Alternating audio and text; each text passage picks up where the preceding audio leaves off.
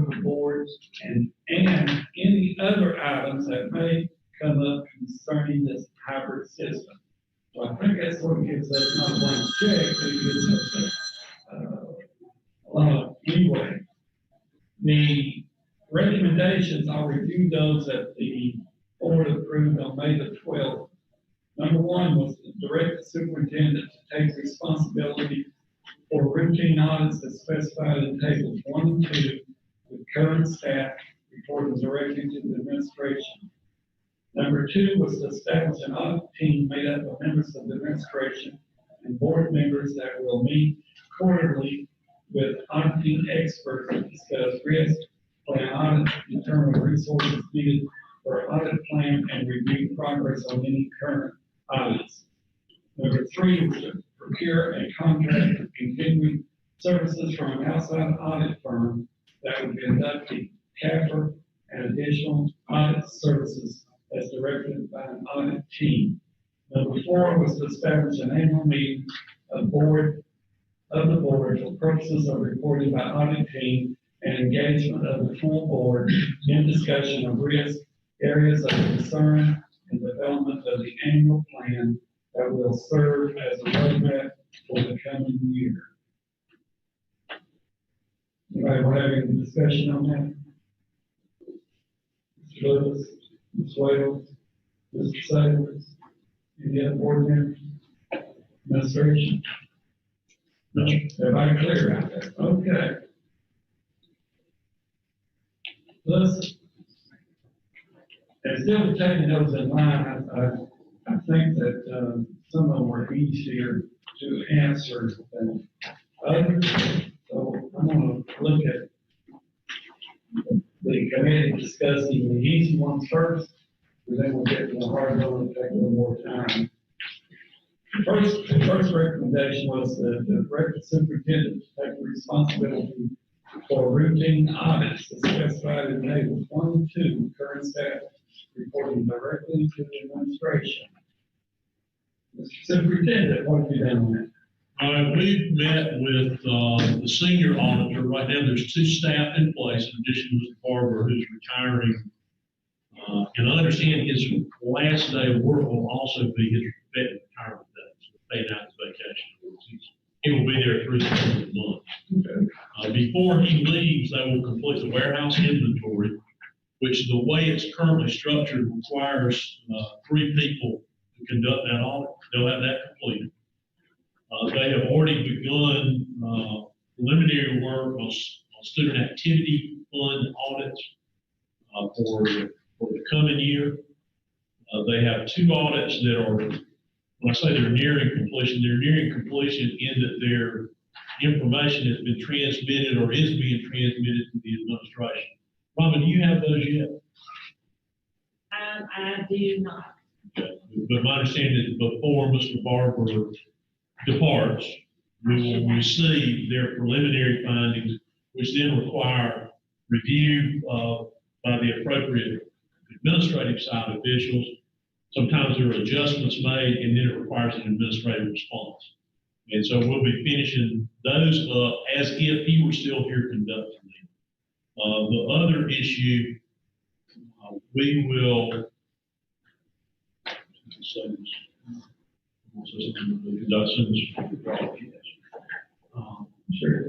we right now have two full-time employees there.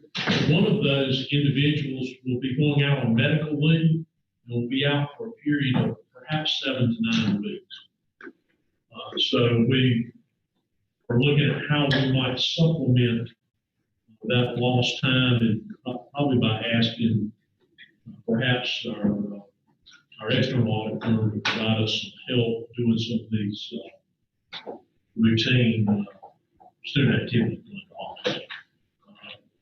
And there's not clarity around, though I heard you say in the board directions to me, there was a portion in there about using the current audit staff. At this point, there are really 2 vacancies. There'll be one when Mr. Barber exits, and then there is the one that's been vacant for a while. We have not done anything with either of the two. Now, there still needs to be a chief auditor, a person to run the audit function. It does not need to be at the level that Mr. Barber's position was. So it would be our intent to advertise for a person to do that, probably in the same level as a lower level director in the administration, which would be a salary range, probably like upper 80s to low 100s, somewhere like that. And if you're interested in the salaries of folks there now, I have that information. But there has to be somebody to coordinate and oversee the work. But in our carrying out of this responsibility, we would expect that person to perform audits as well, is be responsible for ensuring all the audits. But that's something we want to move forward on, filling probably that position, and then backfill the absence of the auditor, perhaps with a contract employee, and then see what we might do for the position when we have some more experience with. For example, I've got in here the report from Green Penny about some things that perhaps could be organized in a different way or done more efficiently in how they perform audits. We want to bring that person in and start putting some of those procedures into place to see if, do we need that full person? Or can we contract out some work? Or are there things that, for example, we could hire somebody in the summer to help with, exactly what does that look like before we commit beyond to replacing Rick again with at a lower level position, replacing him, backfilling the absent employee. And right now, they have enough audits to more than keep them occupied. The things that actually need to be audited. And we've also begun discussing internally those other things we'd like for them to look at and audit that perhaps they were not already doing. It would be more routine administrative nature. So that's sort of where we are. We've made sure they've got a sufficient amount of work to keep them busy into the fall. Any questions? Lisa? So you said there are 2 audits that are sort of in process, almost complete, to be submitted to the administration for review. But we would be handling those kind of in a similar way. So is one of those staff folks kind of taking the lead as being the responsible party for? Well, right now, Lee Clement is, and that should be complete. I think we'll get it before the 26th. Was that? Before she goes out. Yeah. That's what I took. Yeah. Yes. But before Rick leaves and before we have an absence over there. One of them's a procurement card audit. What was the other one? 3.5. Yeah, Bria High. Any other questions? Mr. Sutton, any questions? Okay. Dr. Royster, when we present our recommendations to the committee that holds an audit, if we're free to do that, can you be prepared to tell the committee this and what you're doing also? Yes, sir. And the recommendation. And probably we would even have the outline of some things that we would probably put in administrative rule or departmental operating procedures related to how they conduct audits. I won't use the right term, but there is a set of principles they follow, like the generally accepted principles of accounting exists for CPAs. There is a similar structure for internal auditing. And that would be the way we want them to conduct, prepare their reports and how we want it to do. So some details like that. I've seen that mentioned somewhere in some of those, I was trying to different areas, trying to see if I can quickly find the International Professional Practices Framework as promulgated by the Institute of Internal Audit. I've seen that in the hospital. That's why I couldn't remember. No further questions? Lisa? For the listing of audits in our report, I mean, we kind of listed, here's all the ones that the superintendent would like, the administration says we really should routinely do. Mhm. Do you have clarity on the audits that would kind of become, that are gonna become the responsibility of the superintendent versus what the board wants to have the, I think what we would want to do is bring to you all at your next meeting, which I guess like the end of July, right, the first of somewhere on there. These are the things that we would want to see done on a routine basis, which I would imagine might drive the decision of what you all want to contract out about. And there's some audits I would think that you might want to, like some more in-depth report on. If we undertook a bigger audit, then you would want for some routine audit. But they will include the audits in the table one and table two that the board approved. They will. Right? Yes. So say that a different way. Okay. I'll make sure I'm On wrong. recommendations that the committee presented to the board on May the 12th, the board approved those recommendations, which included tables in the body of the recommendations, with table one and table two, that had listed the different audits that you presently do. So that would include those. Yes, Okay. and there might be some others that we want to add to that. Yeah. And some that we might do annually, some that we might want to do every 2 or 3 years. Any other questions? Okay, let's skip to number 3, which is, on the recommendations is to procure contract for continuing services from an outside audit firm that would conduct the CAFR and additional audit services as directed by the audit team. Where are you on that, Dr. Roy?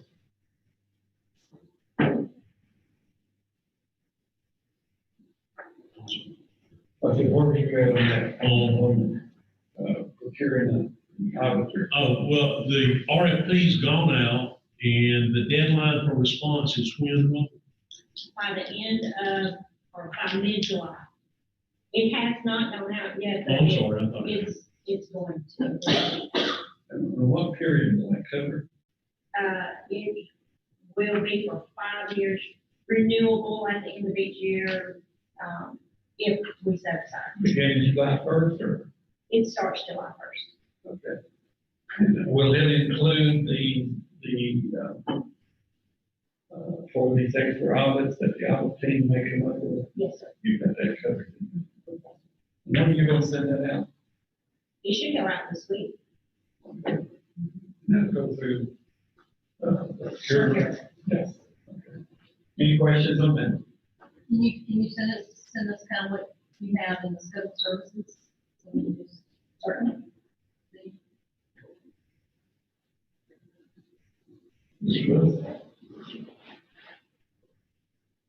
We added in our scope of work, the expectation that auditor would help this committee, right, which is in addition to the work that has often been done as part of CAFR. So was that written into the RFP's expectation of kind of additional supports and meetings or?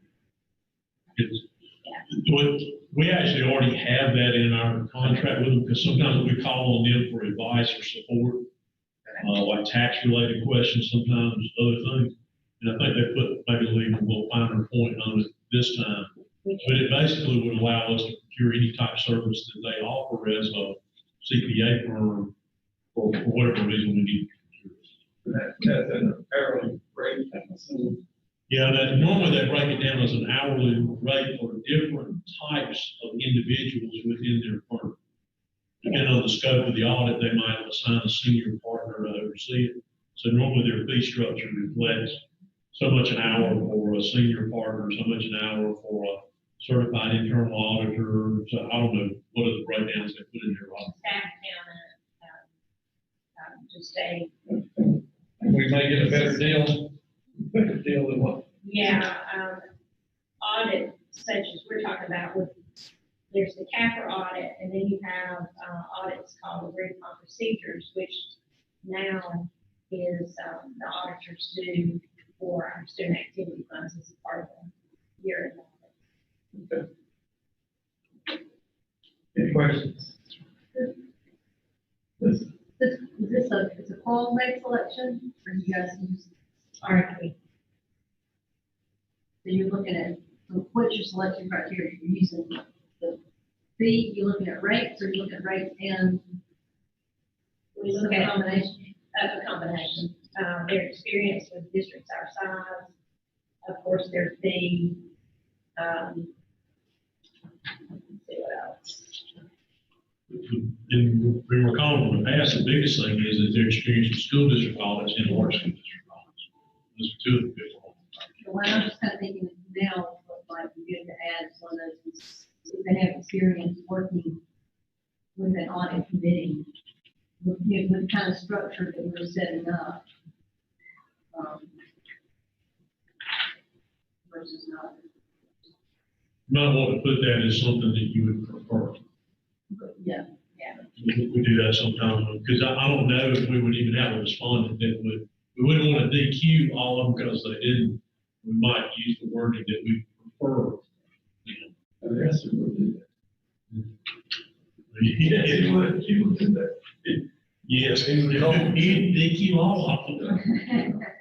As he should, as he should. As it should. Any other questions? Okay, very good. Okay, let's go to number 4, which was,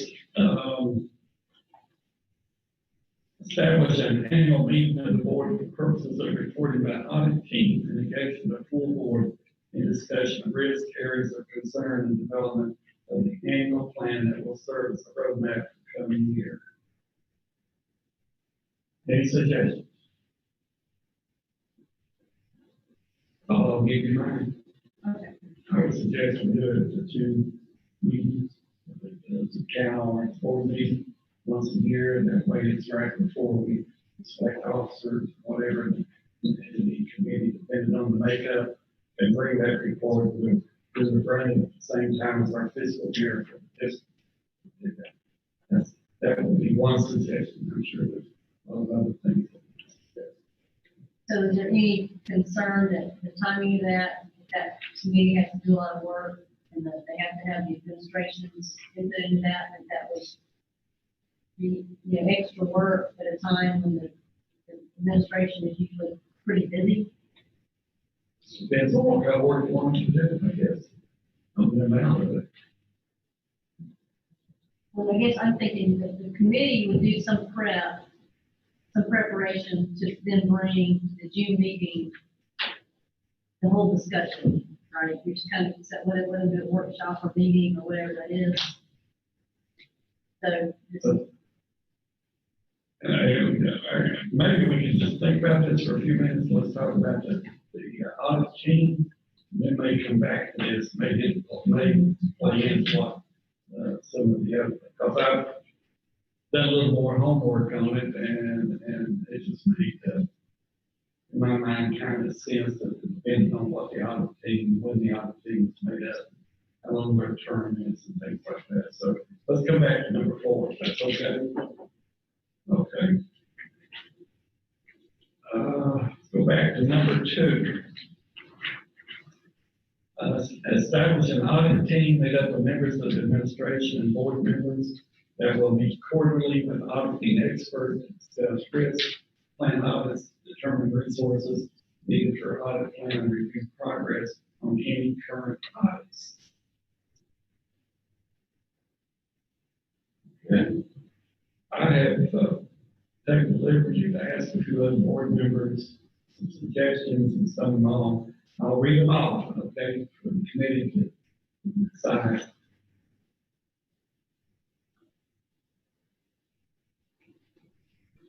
First one was that the audit team would consist of the committee of the whole and administrators selected by the superintendent. We selected that with all the committee of the whole, with all the board members involved in the audit team. The second suggestion is the audit team would be the leadership team, which is the chair, the vice chair, the secretary, and past chair, and administrators selected by the superintendent. The third option or third suggestion, the leadership team selects the audit team consisting of blank members of the board and administrators selected by the superintendent.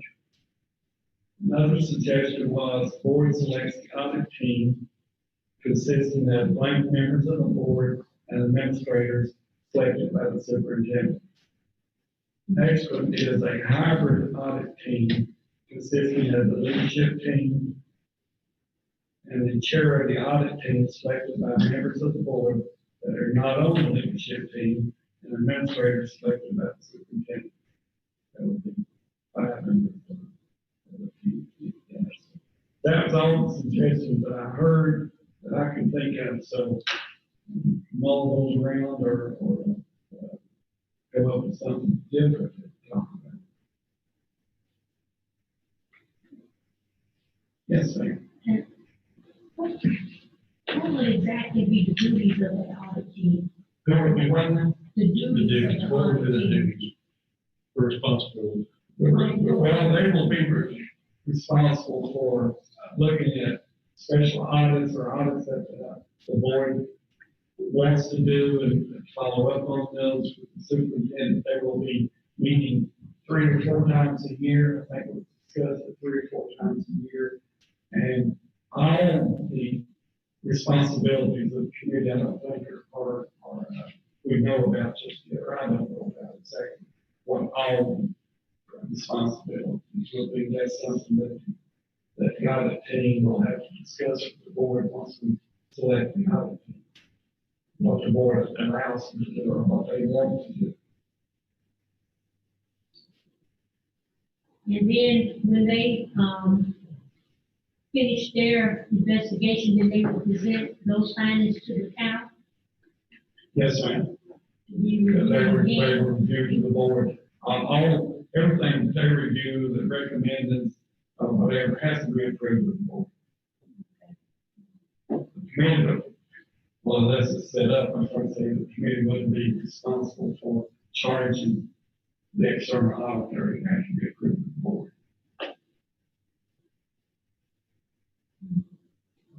Any other questions? Well, just, when we talked about that, and I remember talking to Larry Penny about it, what he described is that the audit committee would, you kind of sit down and have a full session and kind of talk about where the risk areas were, get feedback and have a conversation. And using that audit committee would then develop that audit plan, which in previous years, Rick would have done for us. And then that audit plan from committee would come to the board for the board's approval. And that's what you're saying would happen in June. So, or whenever. Yeah. So it wouldn't come to the CAL. The audit plan would come directly to the board from the committee. It can, at least, it could come directly from the committee to the board with maybe something that's a little more clear than what we've gotten in the past with regard to an audit plan. Because that was, I think, one thing, some board members were wanting a little more background information about how the audit plan was developed. And see, in my mind, I'm thinking that depending on how broad the audit team comes back with recommendations, discussion, whatever, that the chairman may want to have a special call meeting just for that purpose once a year to discuss that. That's why it's still a little unclear because this is different than new waters. Yes, ma'am. I was gonna say, that's why I asked the question, because one of your choices was, would that team involve the whole package? Well, that depends on, what I did was try to come up with ideas of how the makeup of that committee could be and present to you, so just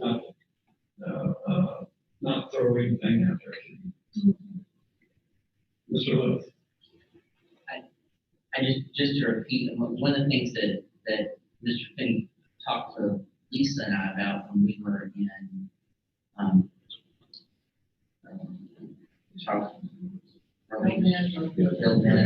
someplace for school board conference. One of the things he expressed was it would be difficult for him or for any external auditor to sit in a boardroom in front of the entire board and talk about areas that he felt like the board should pay attention to, because you may not get a guarantee that that individual is going to be open and forthcoming. That it was his suggestion that a smaller group of people, you might could have a discussion about, like, here are some things I'm feeling easy about. Let the administration, while they're in the room, maybe explain some of those things, and then let that group kind of work to consensus that can then be brought to the whole board. So I would just feel more comfortable if that group was smaller than the entire cow. I don't have a problem whether the recommendation goes to the cow or the board, but I just feel like you want a smaller group of people to be able to think through, do we think that's theft, or do we think that's just a misaccounting of things? I just think there's several audits that even our auditor had asked for that, you know, if we had had a small group discussion, we probably could have Let made some. me be clear, I'm not suggesting either one of these. I'm suggesting I like the I'm one just that's saying smaller that group. these are things that we could. Yeah, I'm just saying of those two options, the one that makes me I'm more not comfortable. recommending one over the other, yeah. I'd say Two of the many options that you did list were the officers of the board and representatives of the administration, and then appointees of the officers of the board with the assistance of, or the involvement of the administration, correct? Correct. One of those two I'm okay with, either one of them. I'm like Derek, I don't think that when you put 12 people involved in some of that, it's gonna bog itself down just by the sheer nature of it. But there's still a certain level of confidentiality that, to Derek's point, the staff or the outside agent that's working with the staff can be a little more open with some of the findings that we in turn can take to the board in the proper environment. I hope that makes sense. I understand what you're saying, but you gotta remember that even the committee has to be open to the public. Well, I understand that, but I'm thinking more of a process. You know, we're used to doing it now in an environment this big. And even going to the officers, it still takes it to this size. If you take it to the entire board, it goes this big. That's why we have one superintendent. Correct. So you make decisions from the distance and all of us. But anyway, I'm okay with either one of those. The two you like are the hybrid audit team consisting of the leadership team and the chair of the audit team selected by members of the board. That one, which is the other one. The one where the board member, the officers of the leadership team selects someone. And I'm assuming that the idea behind that is each of the four individuals that would be considered members of what we call our leadership team would pick one each. Am I right? Is that an assumption on? There was two suggestions, one by the leadership team and one that, board selected audit team. You know, so when the board selects the audit team, how many do they select? That's up to us. Okay. That's, you know, up to whatever number we suggest. Okay. Thank Look at it, question, sure, because y'all were talking about this. I don't know whether it's to keep them in charge, because that was a number of words ago, very good. Would it be possible, or would it be a good idea for this four-person committee to be that committee to transition the process? This four-person committee for a transitional time for the first year, would that to be the audit committee to set everything in motion? And as a part of that, then the decision made by the board to be the audit committee going forward? Would that be Anything's possible. kind of a transitional step to help further develop the process by actually running through it? I hear what you said. No, that's, that would have to go out of the committee for a recommendation. That's not one I have on here that I didn't consider that. The other thing that I was thinking about as you all were talking, I think you either want your audits to be at the end of the fiscal year i.e. audited the preceding closing fiscal year, or the audit is for the coming fiscal year. You know, one of the two. You want your break point to be the fiscal year. Normally there is an entrance conference, normally there always is an entrance conference and an exit conference for the external auditor that usually occurs October, November. So anytime from that point until, you know, the end of the fiscal year, the external auditor would have had the benefit of being in, doing their capital work, doing their external audit work. They would reasonably know what risk might ought to be assessed. So to me, it leaves you kind of a time frame from, say, when the board accepts the capital, which is normally November, maybe it's sometime mid-December. So maybe from December to the spring to make the decision about the slate of audits, then they either can begin it for the coming fiscal year, or they can begin it July 1 using the previous fiscal year's report. So it kind of gives you a fairly large window there for that work to take place. So, Just to build on that, I like that idea a lot because then presumably you have a to-do list in December of things you'd like to audit, which means now you can build a budget based on that to-do list and not just have kind of a general $100,000 sitting in the budget and spend it how we want you. We could actually say these are the 6 audits we recommend we do this year, and it's going to cost us $100,000 to get these audits done this year. So now we know the number, but it's the next year's budget. So it makes sense to me that we would approve those audits in January, February, so that we can put them in the next year budget. okay. Lisa?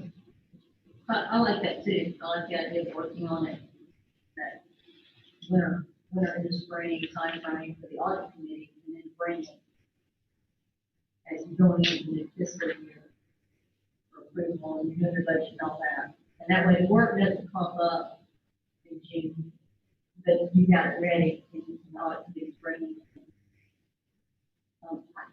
On the makeup of the committee,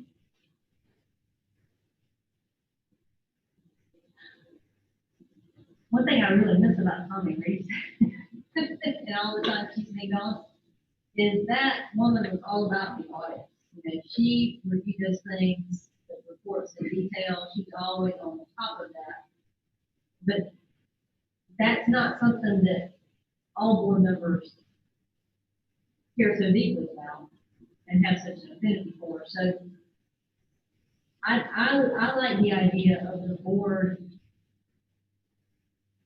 deciding on an audit team. You know, maybe the chairman could bring a recommendation, and maybe it would be the outgoing chairman would bring a recommendation, but the board actually approved the audit team, and the audit team not necessarily being made up of anybody. It could or couldn't be only a leadership person. And I really think it should be more about who really wants to dig in to the audit work versus, you know, who's in leadership otherwise. Because it's kind of, you know, some people really want to have a lot of ideas and want to be really engaged and dig Of course, the in. easiest way to say the leadership team becomes, I mean, that's easy. Right, everybody's not that involved in the numbers of the concepts, and they're not want to do that. Right. Can you finish second, Brooke? You have representation. Sure. I agree with Lisa because it seems like that with these committees, that the same people are put on these committees. And I just, think that everybody should be given an opportunity to be on some of these committees. Because it looks like it's the same people on the committees all the time. And sometimes you don't have some people that are even considered to be on committees. So I like what Lisa just said.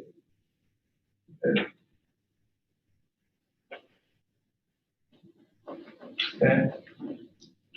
Which audits on the legal responsibility of the board? You're welcome, Pat. Which audits of the legal responsibility of the board of trustees. Which audits is the legal responsibility of the board of trustees. I think by policy, the CAFR must be approved, but I don't think otherwise it's defined that the board has to have a certain number or type. I know what we had for a number of years, what we call our auditor. But I'm looking back on the audits that he conducted, most of them are really not audits or suitors of the trustees. They're audits that were found through the administration, through the superintendent, and through the auditor of the school district. So I was trying to get around my mind, what audits would the school board be responsible for? What audits should the school board have to know, or not have to know, would like to know, or would like to have, would like to say it's their responsibility? When we do these audits of these schools, and they bring it back before the board, and they bring back the recommendations, then we really just make a comment about it, and then we turn it back over to the school district. So I was just trying to understand, we have all these committees, or all these things set up forward, what legal responsibility do I as a board member have? Well, it appears to me, Roger, that most of these responsibilities is the school district's responsibility. But that's what this hybrid model will do, that will have the superintendent to be in charge of the routine audits, and the board, as Mr. Said over there, we were responsible for that comprehensive one that Candy brings to us once a year, that audits the whole district and gives a financial picture for the whole district. I think since we hired that firm that we were responsible, he's the one who reports it to us. We have to approve it and submit it to the legislature. The others, I think, came about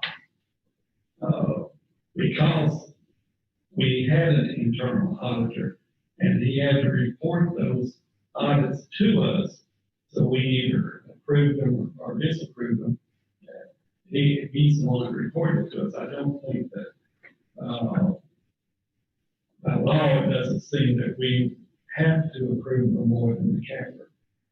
Is that your understanding? That's right. I don't want to practice law here. The only legal requirement, and as you know, is the legislation requiring an auditor to report directly to you, but that legislation does not delineate which types of audits must be performed by which entity. That answers your So question. what legal audit are we responsible for? Mr. Sutter, by policy, you're responsible for approving the CAFR. Otherwise, I do not believe you're required to approve other audits, but by practice, you have. But prior to 1992, I think the only one they approved was the CAFR, Comprehensive Annual Financial Report. I just wonder how many of the audits that Ray Barber has done are really audits that the school board wants. And then there are these audits are because what the administration wants to do. A lot of them is because, we did the audits for the school board, because we worked for the school board. So Yes, I understand that. I was just trying to understand why all of a sudden are we supposed to be responsible for all this? That in my opinion, the school board does not have the expertise to be for that audit. That's why we have school district audit. that's the hybrid model that we have passed and made So, it 12. in my discussion, Roger, if the school board wants to have an audit, then they can recommend or request an audit, or Yes. whatever that may be. Yes, sir. It may be of a principal, it may be of a teacher, it may be whatever. But it's an audit that the school board looks at and finally decides this is what we want. So that's what we're doing? That's what we're doing. Okay. And that's what this policy will do. If we get passed. Yeah, I'd like to get out of all of the business. It is really one that, I think we the are. school board would have to, at the end of the year, sit down with and do an evaluation. Well, that's what we're talking about. Unless you're on the audit team, you will only get it once a year. Sit down with the whole board and discuss that thing. Everybody else understand? That what we're doing? Okay. Any other questions, man? No? Okay. Want to have some further discussion. All right, we want to go back to the, one we referred to. We talked about the leadership. Well, not for a monkey wrench in, but since you sent this, or since Terry sent those links to some of the policies, one of the committees was made up of citizens. Several of them were, several of them. So is that something we should consider as a best practice sort of policy makeup? I don't think we have that authority to consider. Our charge from the board said we would establish an audit team made up of members of the administration and board members. That gives the drainage committee or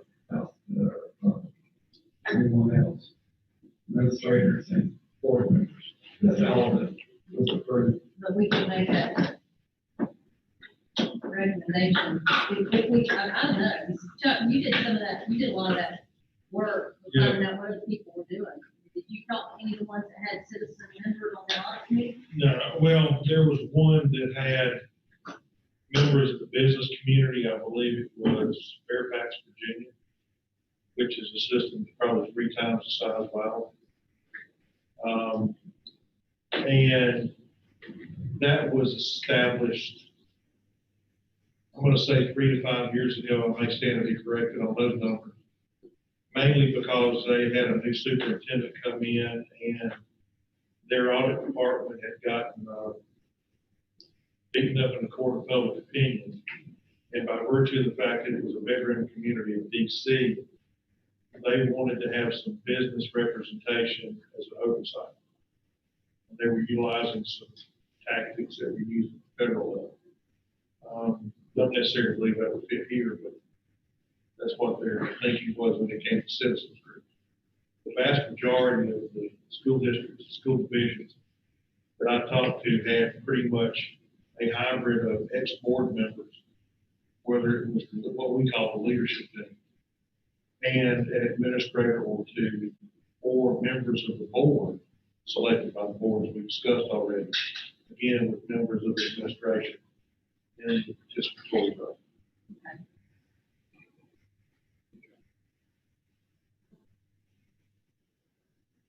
Any other questions, comments?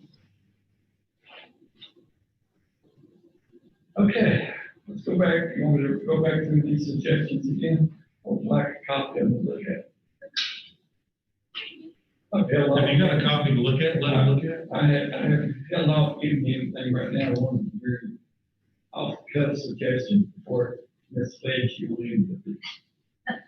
Sure, you'll make us some comments. But she doesn't have this, I mean, this.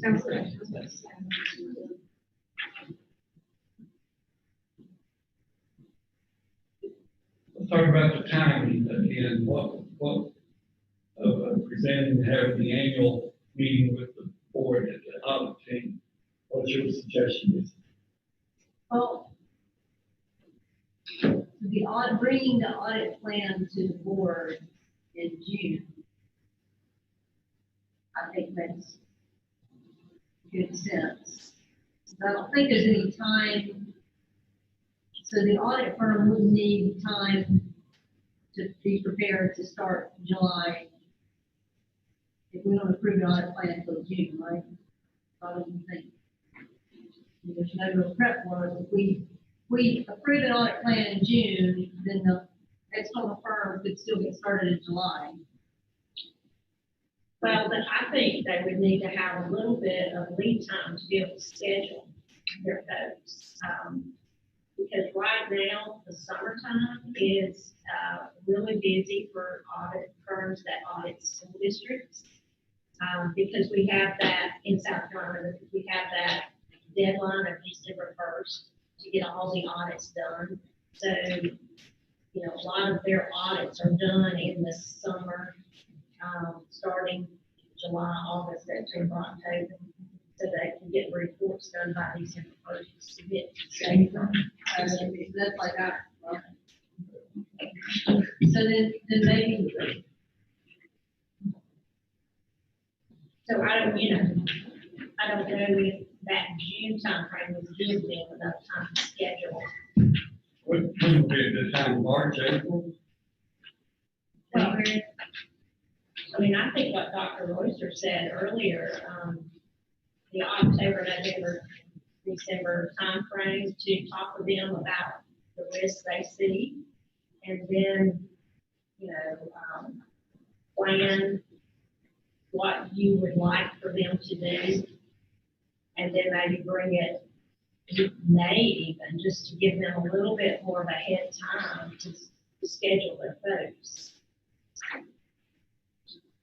Anytime works for me. And that would dovetail with a budget timing as well. So the administration thinks maybe a make time limit for having the annual meeting with the board, the committee would bring it to the board, get their approval. Let's see. you're asking the administration if that's. Administration's fine, I just want to ask them to do, May good? Here, May, okay, May, I'll get the recommendation then.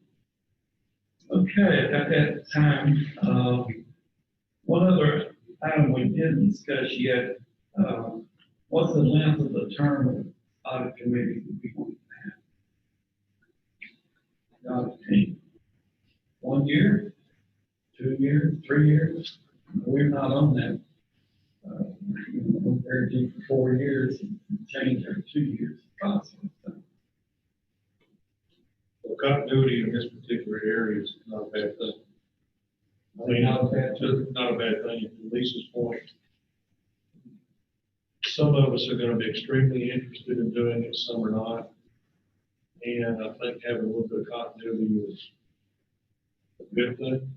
Taking Michelle's comments that some board members might get served on before. I can appreciate that, but again, but this is, advocacy is one thing, audits are entirely different. And I think if you're gonna do an audit committee in this regard, I think minimum 2 years. They're appointed for a 2-year appointment. Remind me which of the options we landed on. We didn't do anything on term. No, but do we land on being elected by the board or do we? We didn't get there. Then you look at those.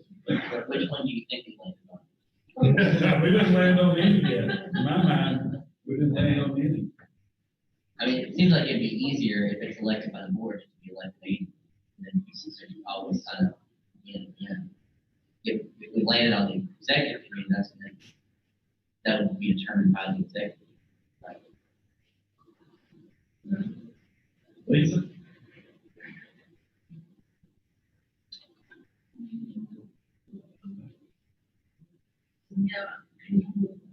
I agree with Chuck, it makes sense to have, especially with the way the timing is going to work, what we reviewed, that the audit plan together. Seems to me like having, spending more than 1 year on audit committee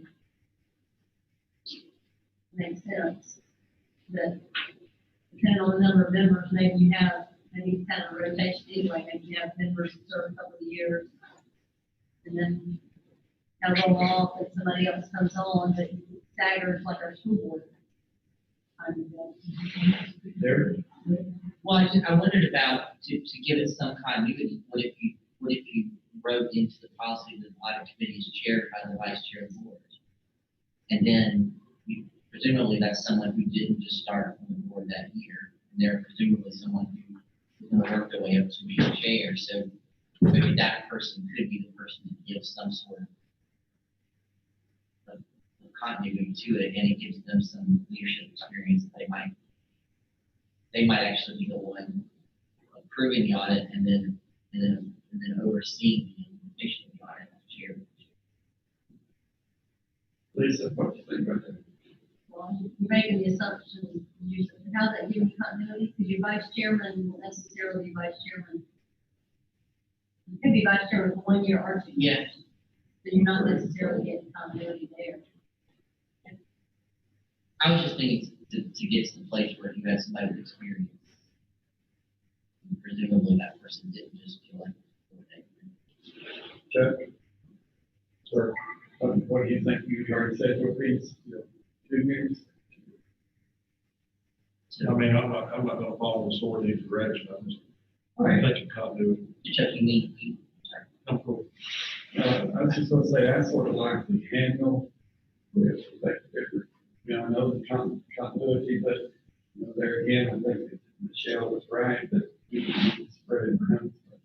Also, maybe other management serve them out here, they may not get to serve, that may depend on the way the committee is selected. They may not get, everybody doesn't get to be chairman or vice chairman, secretary, so it'd be something.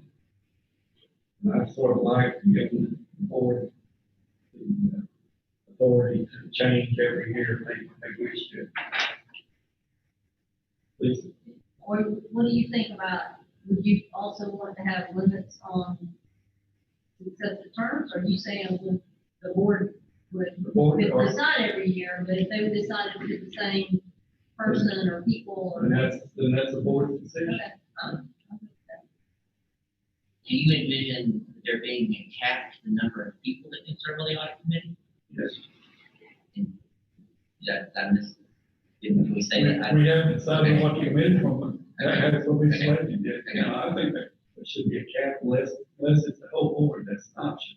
Back in 1996, when we went to the committee of the whole, 95, 96, there was a lot of distrust. A lot of people wanted, and on all the committees, whatever, and so that's why we went to the committee of the whole. And that's worked out pretty well.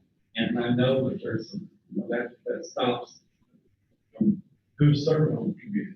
Every year, the whole board will serve on the whole committee, the whole will serve on this stuff. That would eliminate that.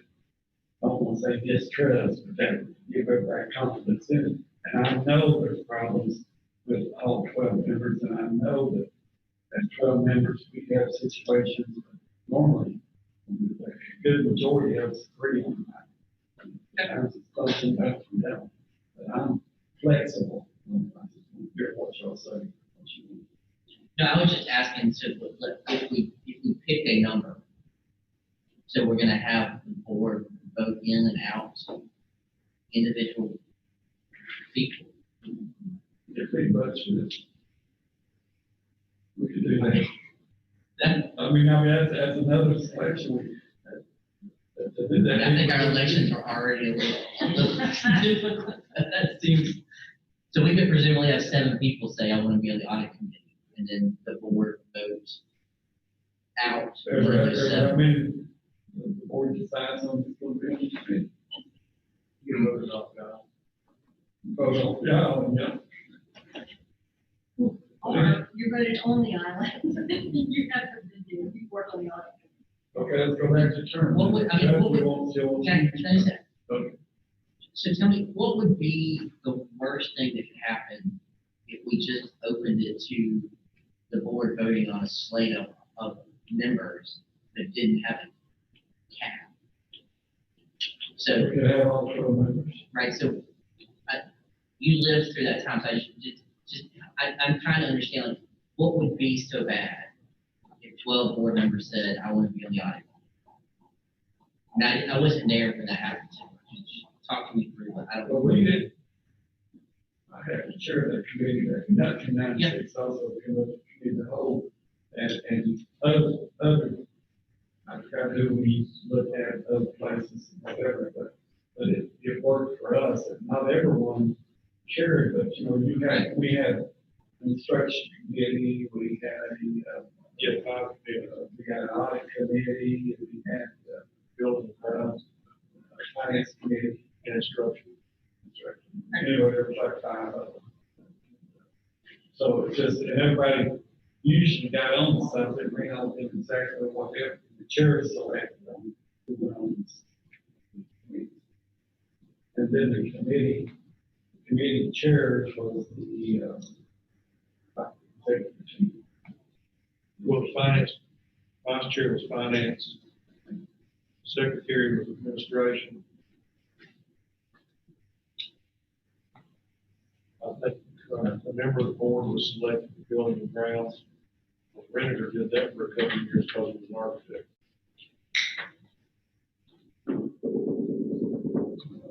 I don't remember. I don't remember it all. Currently, let's try to decide on go on that, see what we can do. Lisa? I think your idea of annual election, the no term limit. Derek? Joe? I go with that. Okay. So annually? Okay. Okay. Now, let's talk about the number of the committee that you want to get to. What do you suggest here? Wait, leader. Administration, how many members do you think you want on the committee? Administration. One. When, Make it easier to schedule the meetings with last. I would say, to me, it makes sense to have 3 to 5. No, administrator. Oh, for the administration? Yeah. The superintendent, the deputy superintendent, the chief financial officer. 3.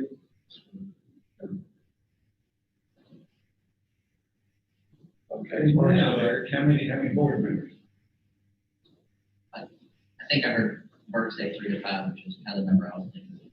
On the committee, Board members. board members, 3 to 5. Okay.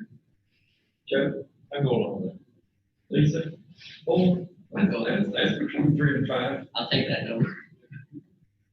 Lisa likes 4, how about 2.5? We did it. 2.5. Lisa got that 4. 2 full-time, 1 part-time. Eric's okay with 4? I'm okay with 4. that. Makes you total 7 people. 4 is fine with me. So here's a question for you. The way our policy is written, the chair has the ability to be a voting member of any committee they choose. Per policy. Is that going to be the same with the audit committee?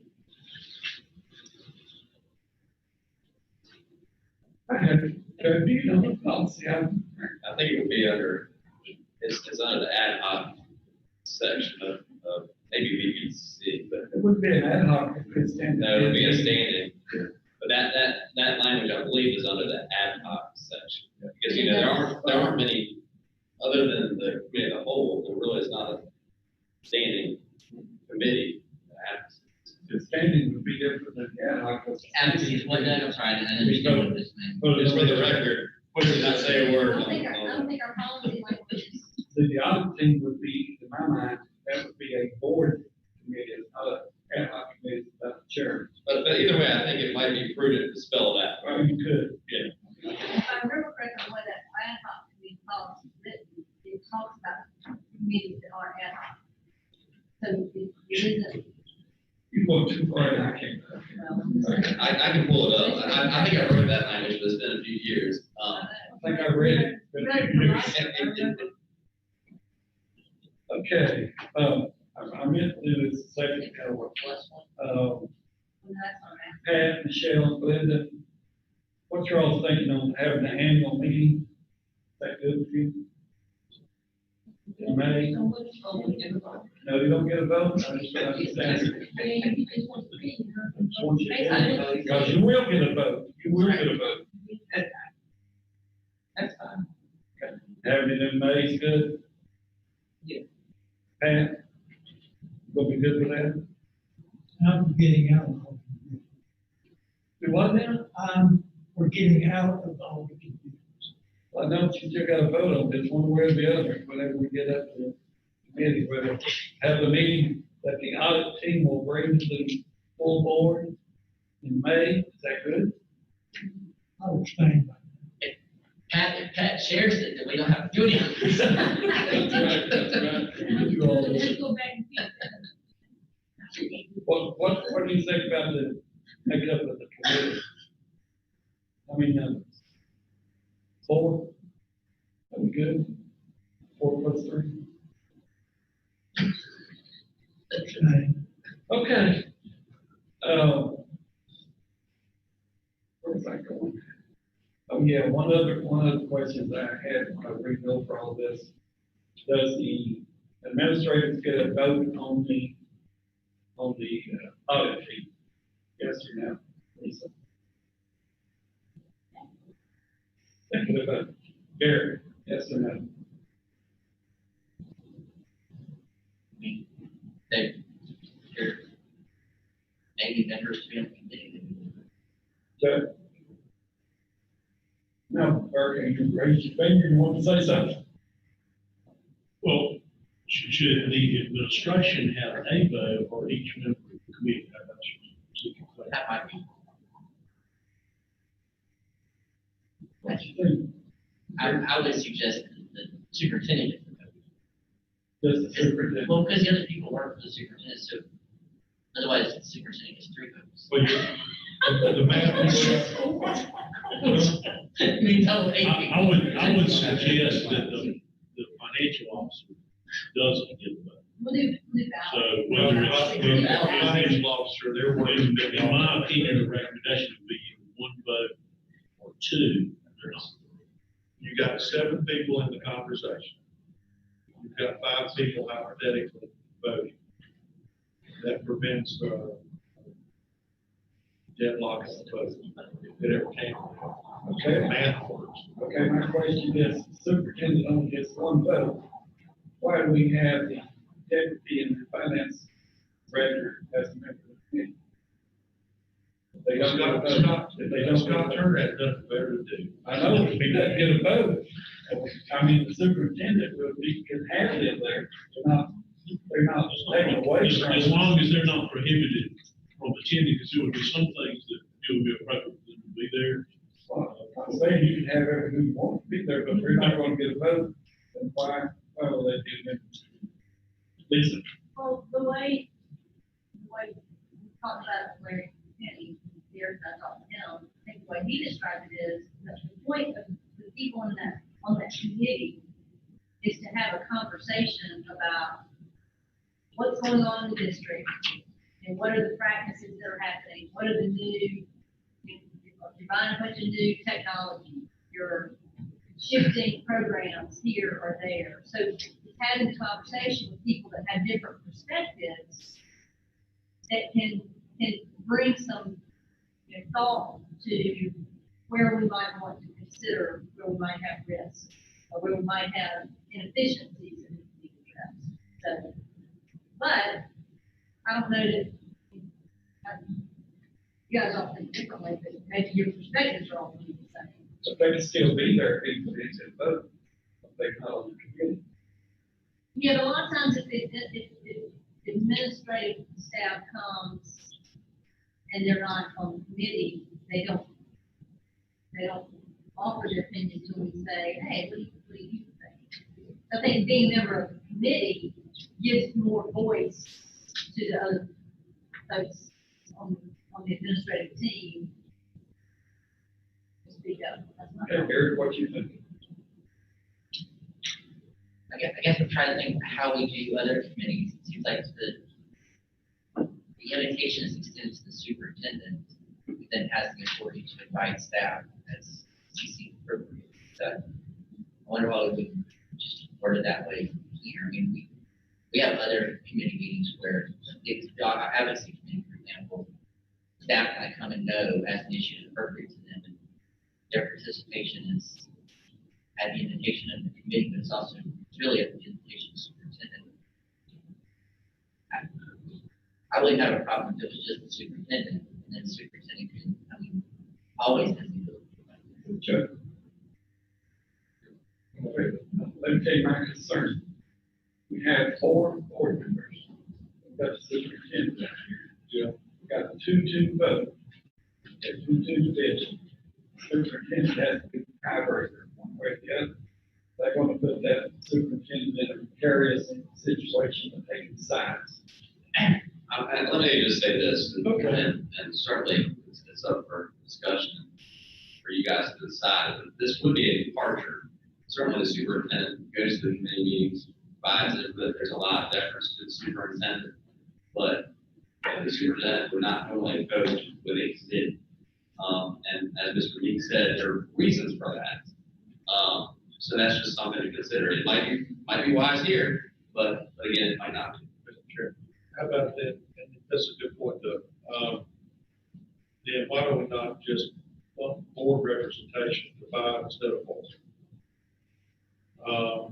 That gives you, balance there as far as voting. Not voting on an even number.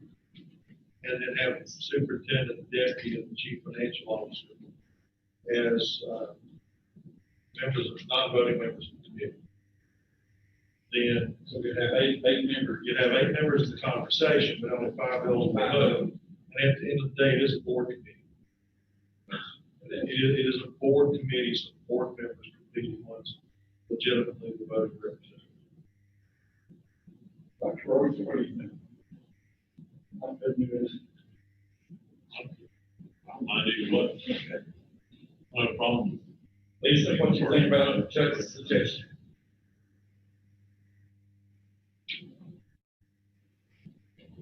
Well, I guess my concern, if it falls back to being a largely the committee voice in the discussions are all heavy just from the board. And I don't know how we're gonna get much different than we've gotten in previous years. So the whole point of kind of saying, we need a committee that has these different perspectives. Because you know what? Scott Turner may think, you know what, we don't need to audit the board. Something else that the band programs that I might go, at least band programs, if we're really trying to capture risk, areas of risk and areas of inefficiency, then I think it's just as likely the administration would bring something that would be important voice to that as it is that the board would bring important voice to that. So. And so to clarify, just to ask the question, so the way I see it is 2 different issues potentially of bringing input and best practices and areas of risk being one issue, having that productive conversation versus the vote, the final vote, to make that recommendation. To me, the two potentially different issues. You could combine the 2, but to me, you can still have that conversation without necessarily having someone having a voting bill as well.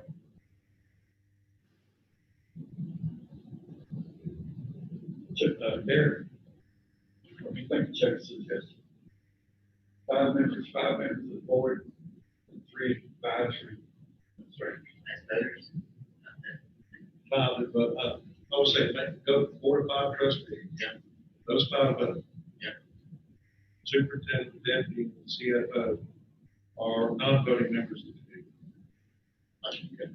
Lisa, are you good with it? Well, I'd like to kind of maybe get some other feedback from either other groups that do have a mixed committee. I think if you look back at the original report, don't have it in front of me, but if I remember correctly, I reflected in that report districts and divisions that I talked to and how they had their committee broken down. And although the numbers might not be the same, the intention and the balance between trustees and administrators follows this kind of direction. Was there, I can't remember, was there school level representation on the audit? This is all district stuff. You don't need school level representation on a district-wide audit committee because you don't want a principal at this school hearing about issues about in this school. So if I remember correctly, Fairfax, the superintendent voted, how was it structured? That's the one where they have business community representative. Remember the number of the, I don't remember who you were on. It was not small. I've got a copy of all those. Somebody wants to look through it. You just struck me that one with it. Well, they're in order. They also have a chief, Fairfax also has a chief audit officer that is the level of assistant superintendent. I think there they ran the part that we're looking at as being a hybrid, they ran the whole thing. Yeah, and then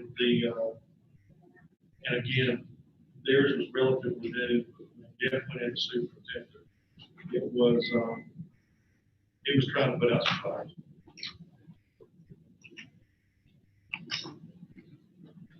Eric, I'm thinking about what Doug said, and we don't in any other committee or group or board meeting give staff a vote. So it would seem unusual to me that we would do that in a subcommittee or committee and not do it all the way up. all I'm doing is trying to make clear so we have an answer for Mr. Sutton and others that the committee will be presented. Lisa, I'm agreeing with Chuck and Gary, so. I'd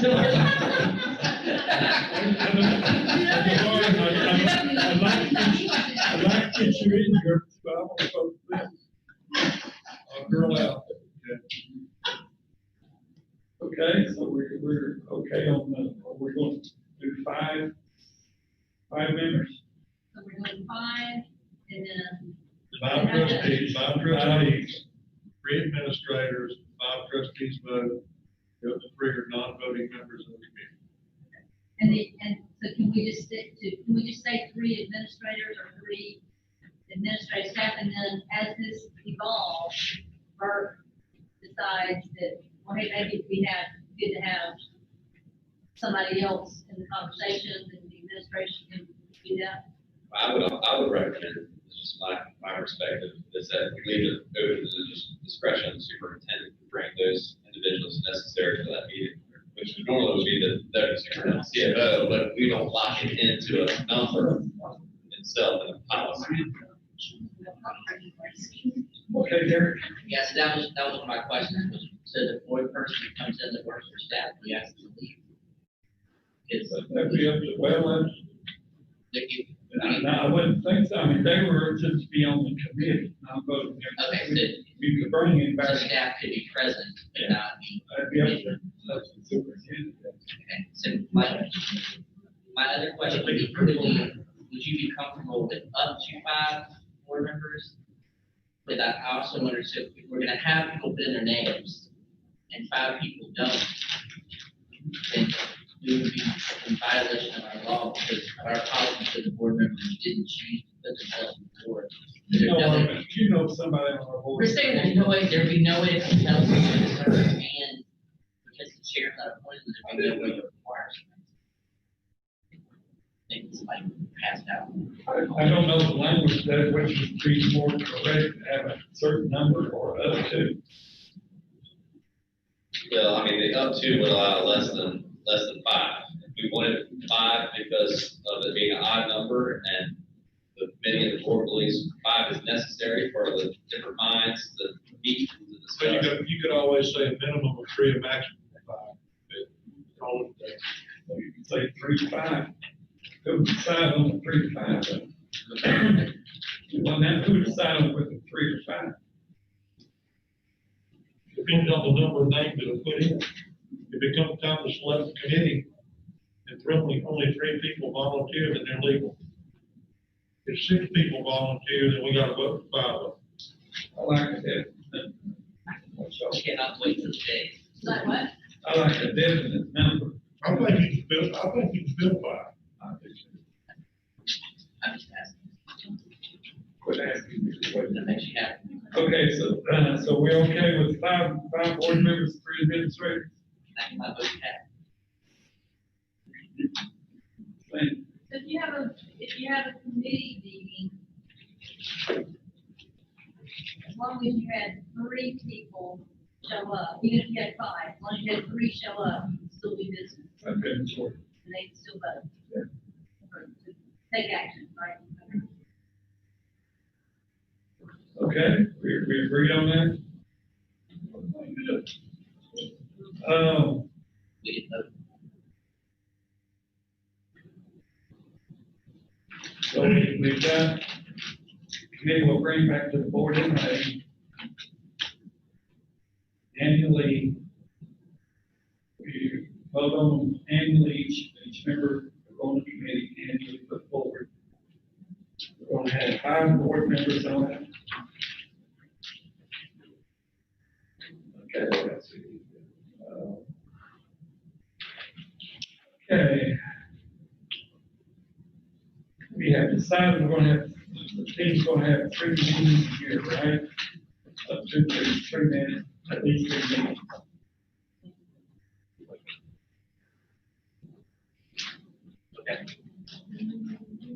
Okay, now let's decide how we're going to get those team members. Let's decide on how we're going to get those team members. Let's find out how we're going to do this. I passed out the suggestions, and the first suggestion was the audit team would continue.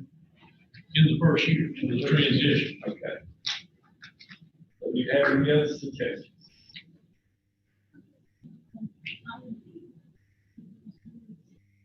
Mr. Sutton? Any suggestions?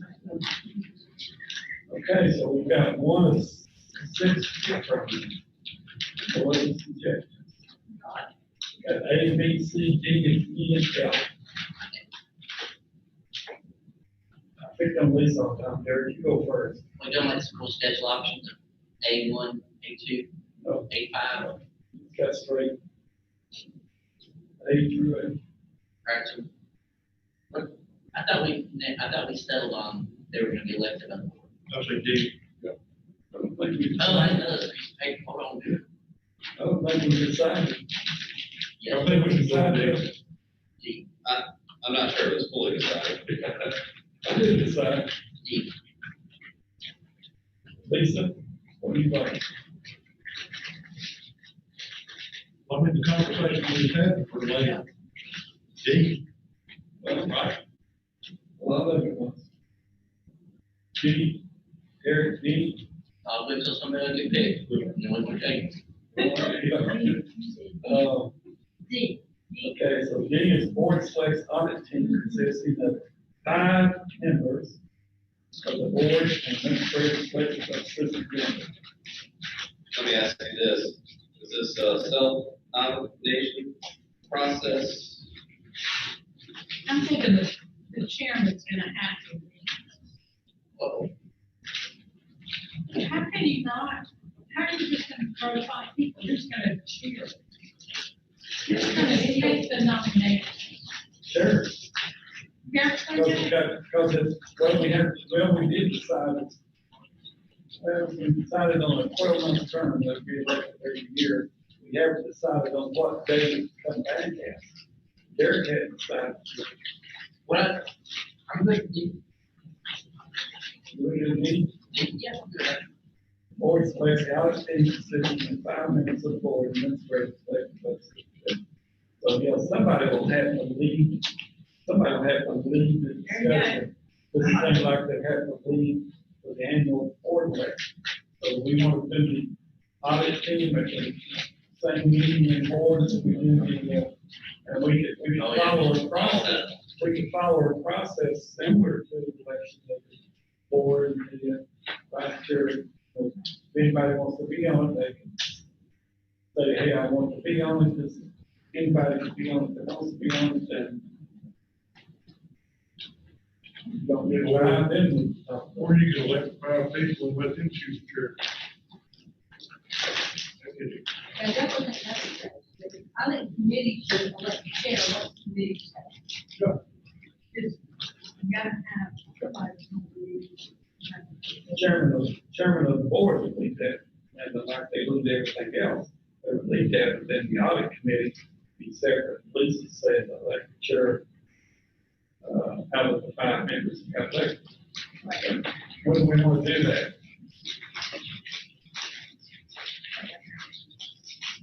June? I like the idea of the same timeline that we use for electing our Board members? officers. So in May, we're gonna have the audit team to bring back the recommendations They're done. voted on. And then they more than likely won't have any more duties. Then in June, we would elect the new team. That sound good? Chuck? Yes, sir.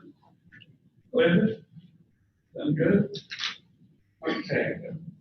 You got tired of it, you won't be off, just did one more. You put no audits on this list, take that. What, Linda? What, Linda, what do you think? They good? Okay, so June elections. We can write the details in that to be submitted the same way as we're doing for the board officers. 11. Well, just a simple, I want to be on the audit committee. And then we have to decide, like, we have to make a decision every year. Publicly. You said they could self-nominate. What? You just said they could self-nominate. Like I said, they had to send a letter to the. You hear that, Doug? Yes, sir. Sure. Are we assuming then that if someone was on, if someone could both be an officer of the board and be on the audit team? I assume so. I don't think we want to exclude that. You always say that. I don't want to exclude anybody from the election at any time. Everybody else has an option. Michelle, you good with that? So are you good with that? Yeah. We've got the paper by Dean, you okay with Dean? Huh? You'll just, I'm asking your opinion. Oh, in my opinion, Your opinion. fine. I'm talking Michelle. And we'll have the elections come back in June. Okay. I'll be your friend. Doug, you know that? Okay, will it be? Lisa? So we had 8 people. You said they wanted to be on the audit. How do we take the vote? How do we do the board we vote? I'm waiting to. Do we just have a ballot and do, check off 5 and They 8? go by secret ballot. As long as there's vote, you can do it, or I don't know, we might need to use board docs, put it on board, then it's board members today. Vote, yes or no, Every board member would get 5 votes. every board member gets 5 votes, You vote, where we've got the most votes. 5 votes here. How much like we We vote? can work at that detail. No, we don't. Okay, so we're gonna get to D, are we gonna start this? What if we put everybody's names in a ping pong ball in a jar and you drew out?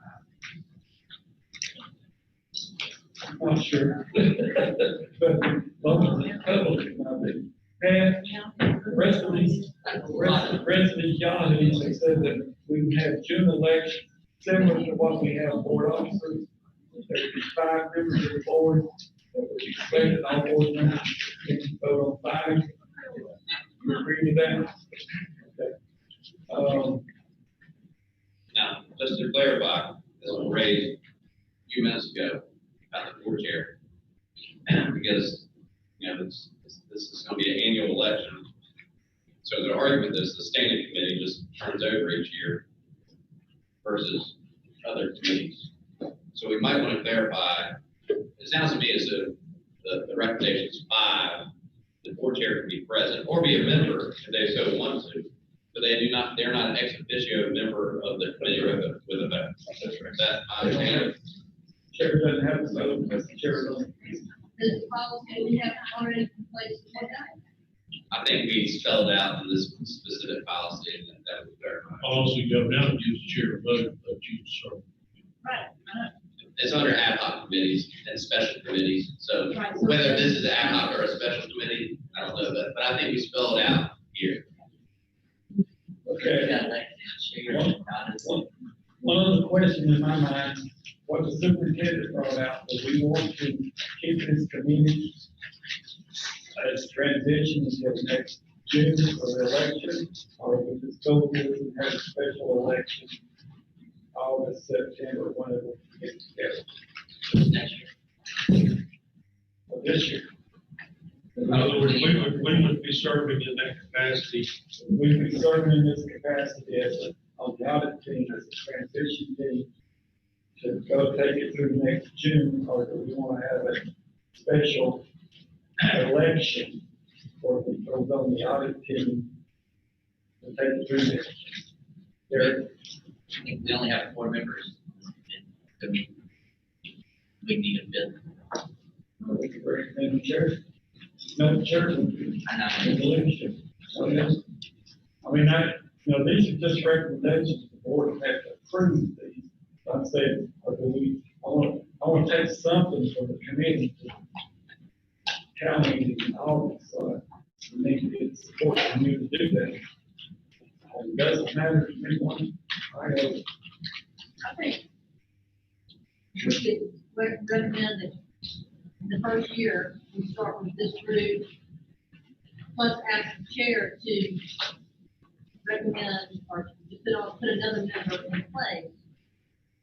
And then next May, we would have them.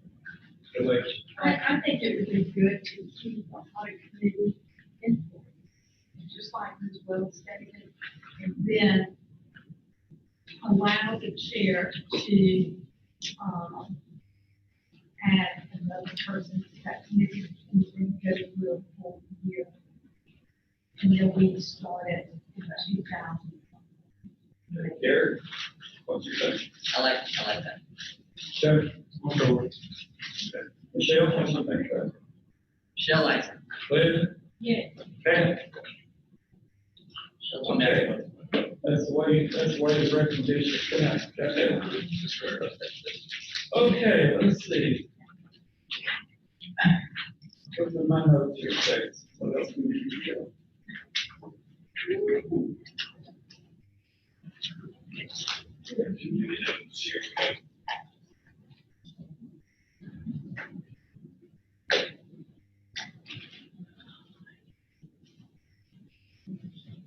We decided on the number of meetings will be like we talked about in the recommendation, will be at least 3. Annual planning we presented in May. Okay, the other thing that we need to put in I think in the policy is, these suggestions are not all mine, some of them the way it helps. Now, The need for recommendations by the external auditor for the committee to consider in various potential risks. That needs to be in the policy. The need for recommendations by the external auditor for the committee to consider in various potential, which means that the committee will take the recommendations of the external auditor, suggest that, because he should be more familiar with some of the risks than we are, especially being in a lot of schools. But we want to make sure that's in the policy that we will consider this risk. Okay? Lisa? Thank you, Lord. I'm here. part of it because I'm viewing and I can't hear you very well. Okay, let's go on to something else and I'll take that as affirmative. Jerry? Is your microphone on? Yeah. Close. What do you think about here? I couldn't hear you Nobody quit eating, that's all there is to it. either. The need for the recommendation of the external auditor So, yeah, when we have the external auditor that we're going to hire, we need to look at his recommendations that he's going to bring forward to the audit committee. We need to consider those and probably give great consideration on the risk that's involved in this. Instead of us trying to come up with all the topics.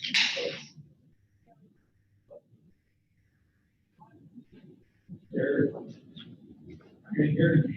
You're not putting limits on what committee can No, also. no, there.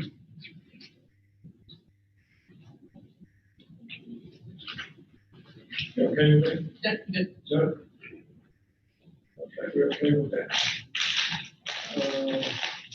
Also, it's going to policy the ability for the superintendent or administration to request an immediate audit by the external auditor, perhaps with the approval of the board chair, for rare circumstances such as suspected fraud, when there is a need for the audit to be conducted externally.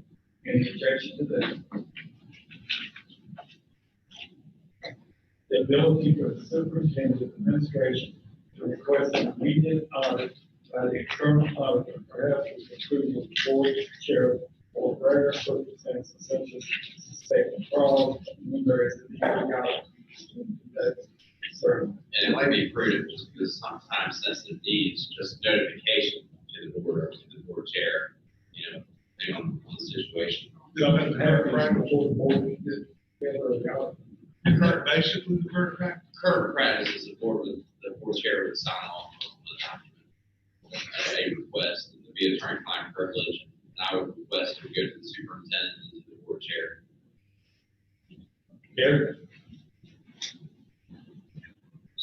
This policy is around the committee, or is the policy around how audit? The policy that we're rewriting here is around how the committee functions, or is it around how audits are conducted? Well, it's all, it's kind of a policy where you're replacing this one for the internal auditor.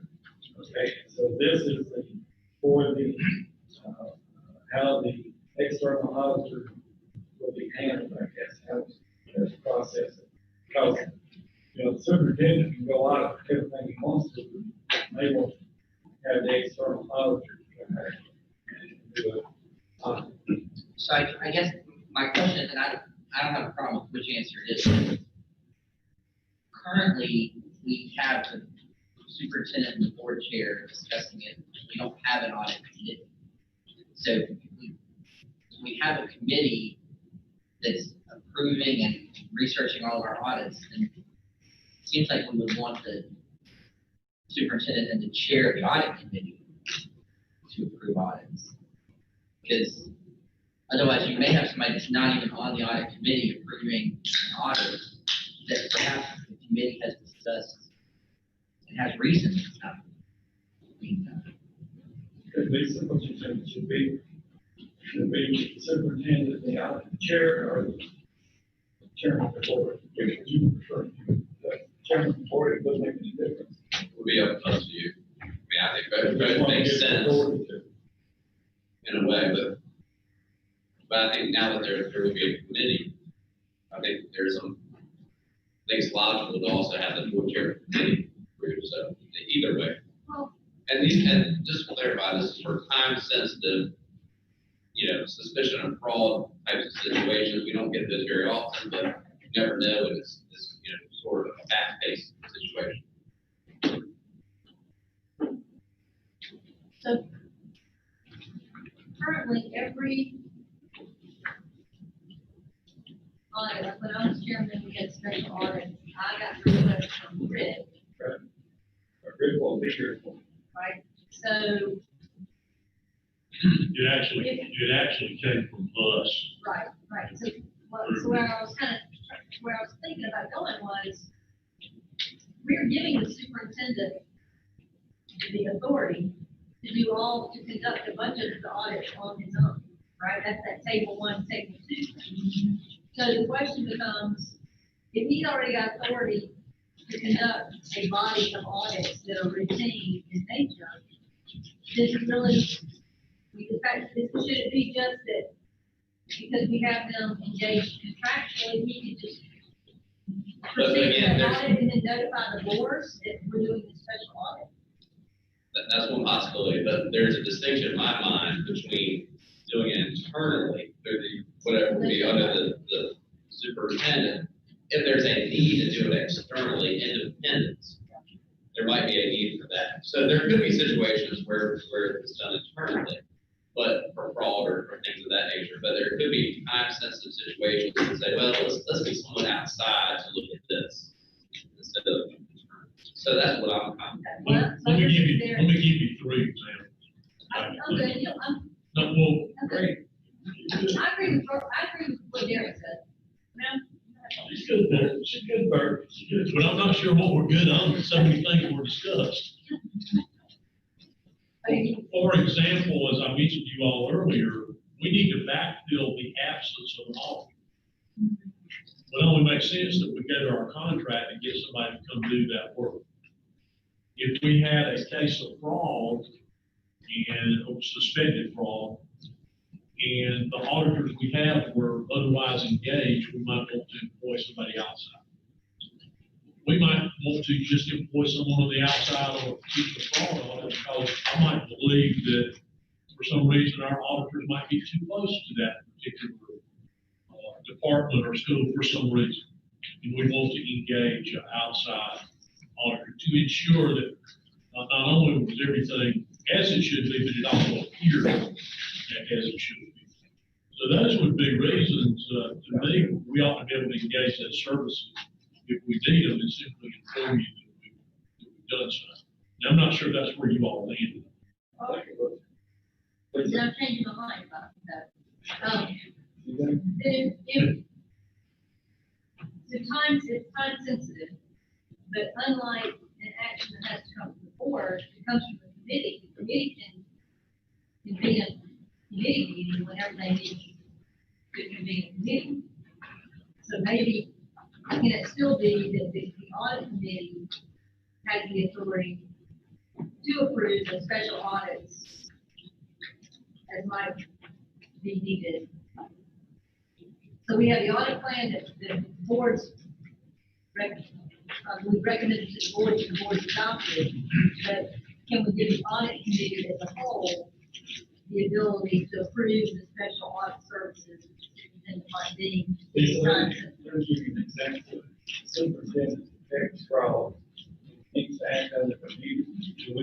We as the board or audit team want to try to get a committee together before we approve the audit to go look at that.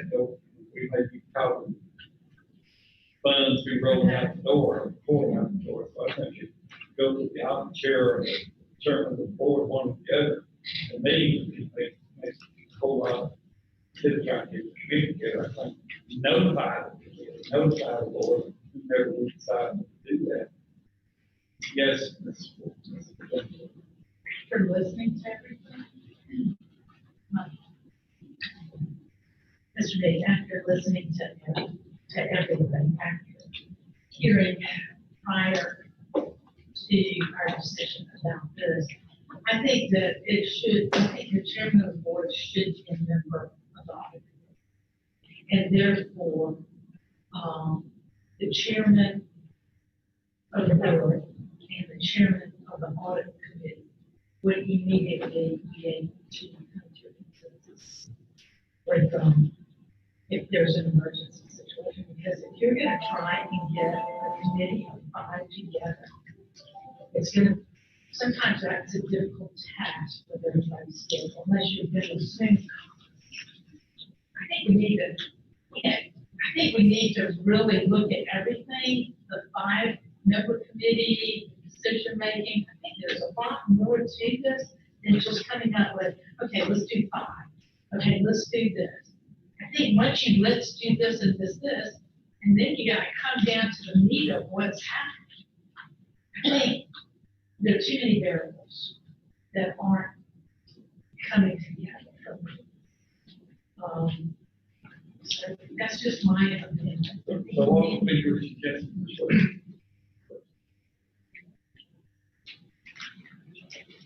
when there's been an emergency and there's been an audit, and when we've had to do things, chairman of the board and whoever was chairman made that decision.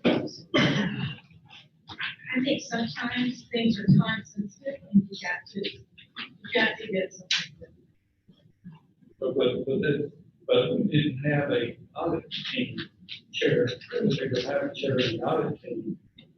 The chair will be answerable to the other members of that audit team. The chair might be on that, but they still have to direct it, the request either to that chair or to the chair of the board.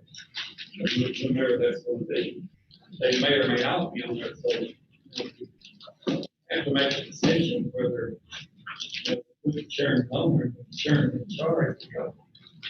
Superintendent doesn't want, one of the audit chair or the other chair may be incumbent to take that together to approve an audit. Maybe impossible, it'll be on That's what my concern, that's exactly what. I'm saying it should go to one, is what we're discussing. It goes to the chair of the board, or the chair of the audit committee. Or as well as say the whole audit team. I guess what would be the reason for having to get through the one thing this would be notice? I don't know. Why couldn't it simply be what? Notification. The superintendent notifies the board, the audit The team. chair of the committee. The audit. Chair. That could work. That, That would be the most efficient time-wise if we're worried about time-sensitive needs.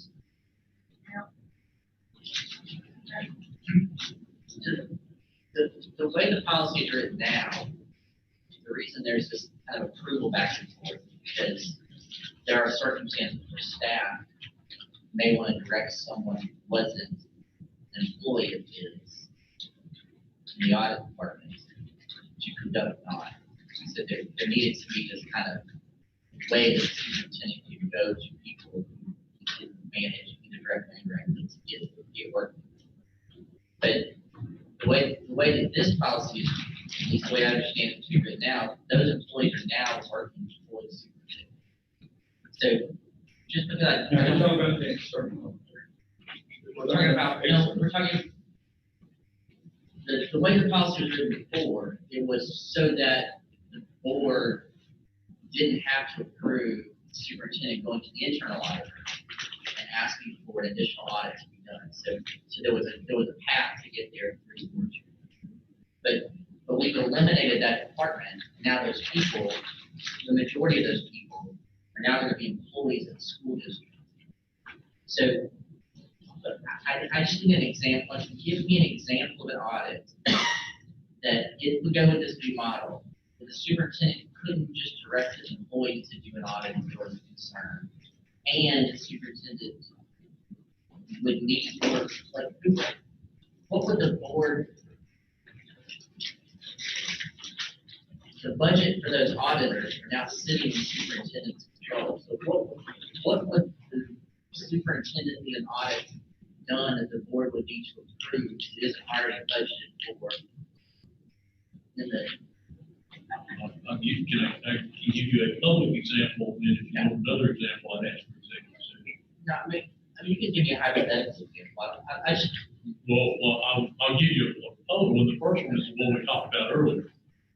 Right now, we only have 2 FTEs there, actually 2 employees.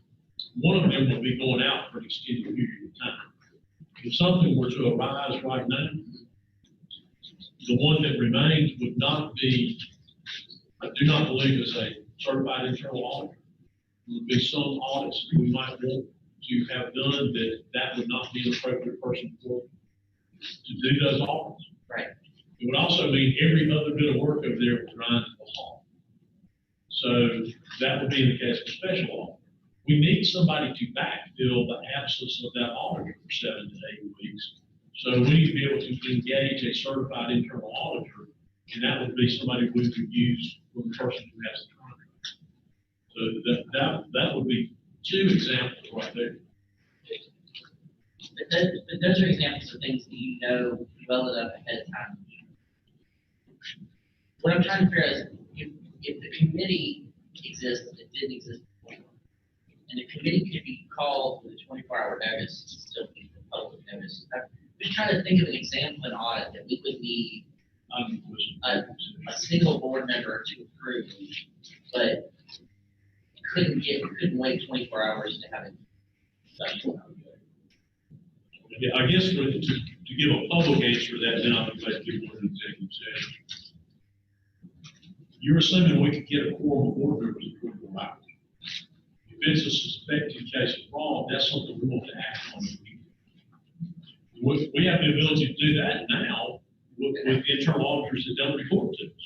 But there might be reasons we would not want them right now. They don't have the staff to do it.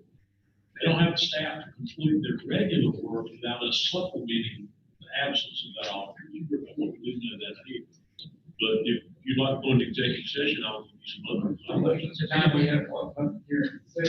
Yes, yeah. So could we then, to give the superintendent the authority to do that, could we just direct the superintendent needs to inform the audit committee of that? I mean, That would be perfectly acceptable to the administration. The audit team or the whole board? the audit, could we give the superintendent the authority in emergency circumstances to direct an audit to be done? And then, as part of that, that direction be conveyed to the audit. Not for approval, but so that they're aware of audits that are being added to the audit calendar. I guess, I'm assuming that's what we're talking about. We're adding an audit to them. Just to the audit team or to the whole board? In the past, I think it's very important that the whole board knows something's going on. Board members will start hearing this and hearing that and get out there. So I think it's important that the whole board knows that instead of just the audit team there. You know, I want to know, I'm not on the audit team, if somebody's out here doing something that I'm gonna be questioned about. I don't want to have to say, well, I don't know, they haven't told me anything about it. I think that, you know, I think the audit team will play an important part, but as the superintendent said, I think it will be very, very rare occasions that will happen, but there'll be something in there to allow him to see. Now, he can ask Rick when Rick just calls, Linda gets approval. It's that simple for them to go through the process. So this is not much different, Rick. It's, you know, I don't think that any chairman or any board member is supposed to know for a special audit if it's such an emergency that we need to get somebody looking at this right away. Not know what to delay it. Having a hard time with it.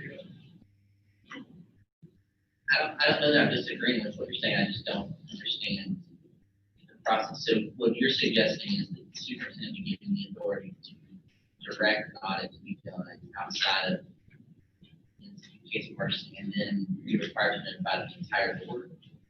I'm saying that I think the entire board needs to be notified. My argument would be that the superintendent, yeah, he needs to notify somebody or don't ask permission, but either the audit chair or the chairman of the board, one of those. See, I just feel like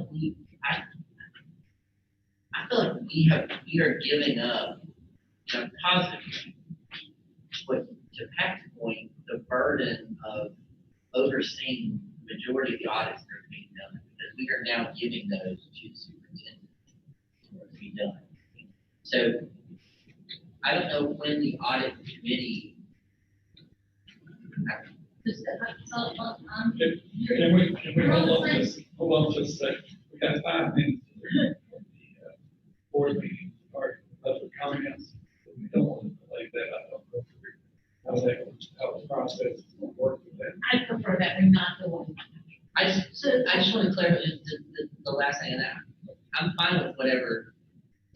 I think we've given the superintendent the authority to direct the staff to conduct audits. I don't know why, what I'm trying to understand is why the superintendent would need to come to us, tell us he's directed the staff to conduct audits. No, this is the special external audit. No, Not any internal. So, I agree with what you're saying.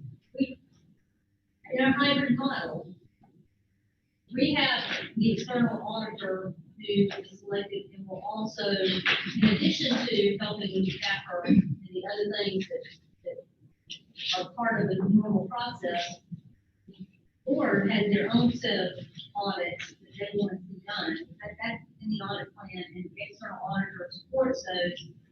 But the external auditor is also available for the superintendent's needs within his budget to do whatever audits he deems necessary. I mean, the whole point of the hybrid is let the superintendent take care of everything he can take care of, but the board still has the mechanism for us to conduct the audits. We hold that out, it's 5:56.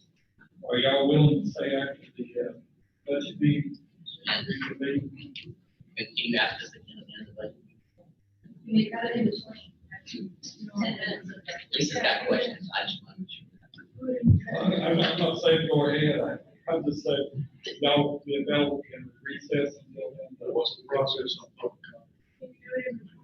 I think, public comment, I see two, there are only two that have submitted, Written commentary. comments. And so when I call this to order,